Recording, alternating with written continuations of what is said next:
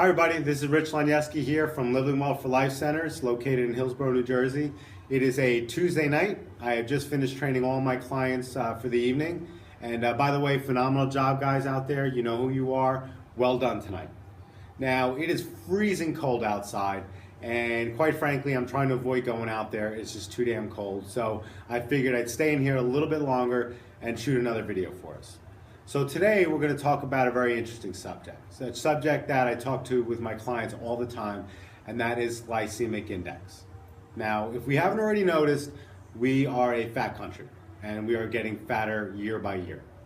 Our adults are getting fatter, our kids are getting fatter. Type 2 diabetes is on the rise. They say in the next 20 years, 1 of every 3 Americans is going to be a diabetic. Scary stuff. You know, over the summer, I went over to Great Adventure here in New Jersey and spent the day with my kids over at the water park. And I like to people watch like I usually do. And it's amazing to me at how obese people have become.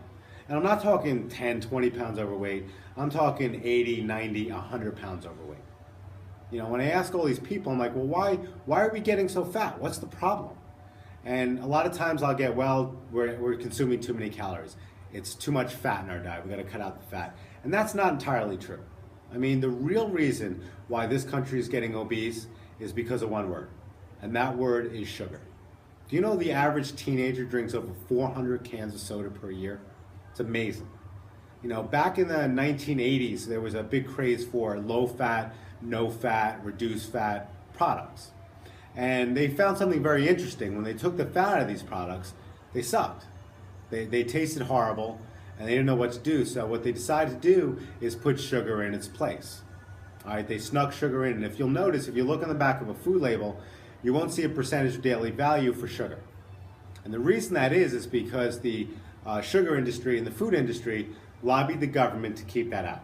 That way they can sneak the sugar in, nobody's any the wiser, food tastes great, yet they package it as a healthy product.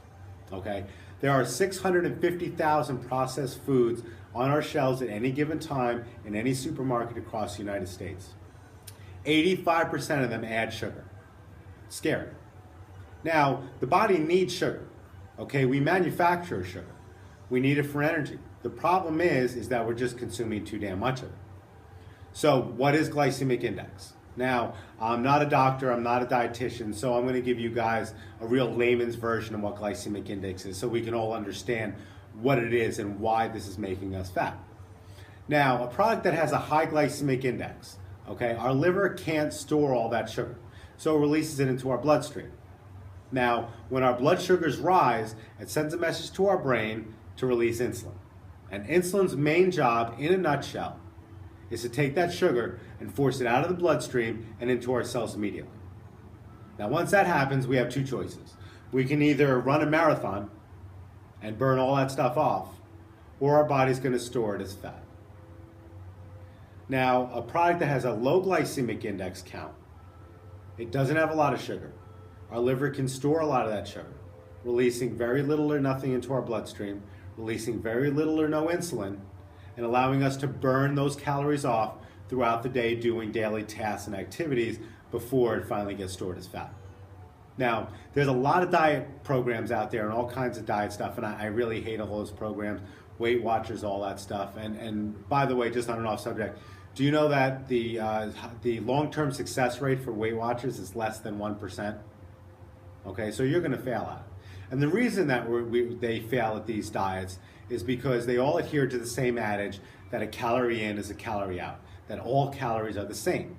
And that's just not true. Now, I'm going to give you an example of that. Say I have 150 calories of almonds in my hand, and I have 150 calories of M&Ms in the other. They're both the same 150 calories, right? Now, when I consume the 150 calories of M&Ms, okay, that's going to spike our sugar levels. That's going to release insulin. It's going to store that 150 calories of fat immediately. Now, when I eat the 150 calories of almonds, our liver can store that fat, releasing almost no sugar into the blood, releasing almost no insulin, allowing us to burn that off throughout the day with daily tasks. So if you see, they're both 150 calories, but they're not quite the same, are they?